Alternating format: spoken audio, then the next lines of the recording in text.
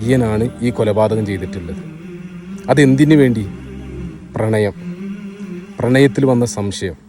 നിങ്ങൾക്കറിയൂ, പ്രണയത്തിൽ സംശയം ഉണ്ടാവുക, കുടുംബജീവിതത്തിൽ സംശയം ഉണ്ടാവുക, സമൂഹത്തിൽ സംശയം ഉണ്ടാവുക. ഈ സംശയങ്ങൾക്കൊക്കെ പ്രധാനപ്പെട്ട ഒരു വില്ലനായി പ്രവർത്തിക്കുന്നത് നമ്മളിന്ന് കണ്ടുവരുന്നത് മയക്കുമരുന്നാണ്.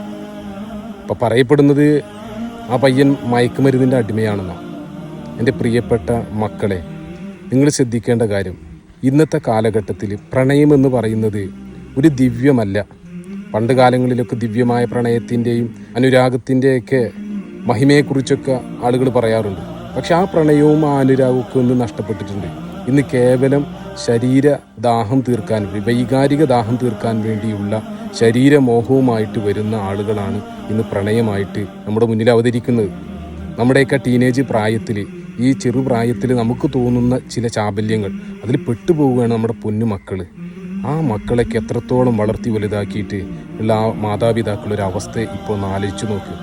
നമ്മളൊക്കെ ആ സ്ഥാനത്ത് നിന്ന് ആലോചിക്കുമ്പോഴാണ് നമുക്കൊക്കെ വലിയ പേടി തോന്നുന്നത്. പ്രിയമുള്ളവരെ, നമ്മൾ ഒരു കാര്യം ചെയ്യണം. നമ്മുടെ പെൺമക്കളെയൊക്കെ അവർക്ക് തുറന്ന് സംസാരിക്കാനുള്ളൊരു സ്പേസ് കൊടുക്കുക. എപ്പോഴും അവരുടെ ജീവിതത്തിൽ വരുന്ന പ്രയാസങ്ങൾ, അവർ നേരിടുന്ന എന്തെങ്കിലും പ്രതിസന്ധികൾ ഉണ്ടെങ്കിൽ അവർ തുറന്ന് നമ്മളോട് സംസാരിക്കുന്ന ഒരു സാഹചര്യം നമ്മുടെ വീട്ടിലുണ്ടാവണം.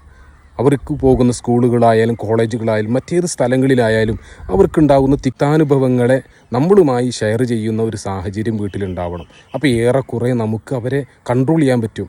അതല്ലാതെ നമുക്ക് അവരുടെ മേലൊരു തേർഡ് ഐ, ഒരു മൂന്നാം കണ്ണ് കൊണ്ടൊന്നും നമുക്ക് നിയന്ത്രിക്കാൻ കഴിയില്ല. കാരണം അവരെവിടെയെല്ലാം പോകുന്നു, ആ സ്ഥലങ്ങളിലൊക്കെ നമുക്ക് പോകാൻ കഴിയുമോ?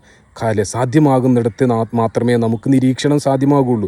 അല്ലാത്ത ഇടങ്ങളിലൊന്നും നടക്കില്ല. അപ്പം നമുക്ക് വേണ്ടത് നമ്മുടെ മക്കൾ എവിടെ പോയാലും അവർ ബോൾഡായി നിന്ന് അവരുടെ ആദർശത്തിലും അവരുടെ ധാർമ്മികതയിലും ഉറച്ചു നിൽക്കാൻ പറ്റുന്ന ഒരു മെൻറ്റാലിറ്റി, ഒരു മൈൻഡ് പവർ നമ്മൾ അവർക്ക് ഉണ്ടാക്കിയെടുക്കണം. അത് പരിഹാരം എന്ന് പറയുന്നത് അത് മാത്രമേ ഉള്ളൂ.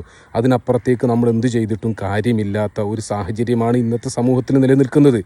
പ്രിയമുള്ള എൻ്റെ പെൺമക്കൾ, പ്രിയമുള്ളവരെ, നിങ്ങളുടെ മുന്നിൽ വരുന്ന ആഡംബര ബൈക്കുകളിലും മറ്റു ആധുനിക സംവിധാനങ്ങളിലുമൊക്കെ വരുന്ന ചെത്ത് പയ്യന്മാരെ കണ്ട് നിങ്ങൾ അവരുടെ കൂടെ പോകരുത്. അവർ എന്തിൻ്റെ അടിമകളാണ്? മാരകമായ ലഹരിക്ക് അടിമകളായിട്ടുള്ള ആളുകളായിരിക്കാം. അവർക്കൊക്കെ തലവെച്ചു കൊടുക്കുമ്പോൾ നമ്മുടെ ജീവനാണ് ലഹരിക്കപ്പെടാൻ സാധ്യതയുള്ളത് എന്ന് നമ്മൾ തിരിച്ചറിയുക. എന്നിട്ട് പഠനമൊക്കെ നടത്തി നല്ല നിലയിൽ ഉന്നതമായ വിജയങ്ങളൊക്കെ നേടി ജോലിയും കുടുംബവും ഒക്കെയായി ജീവിക്കാൻ വേണ്ടി എല്ലാവരും ശ്രമിക്കുക. അല്ലാഹു സുബ്ഹാനഹു വ തആല നമ്മുടെ മക്കളെയൊക്കെ ഇത്തരം ദുരിതങ്ങളിൽ നിന്ന്, ഇത്തരം ആപത്തുകളിൽ നിന്ന് കാത്ത് സംരക്ഷിക്കുമാറാവട്ടെ.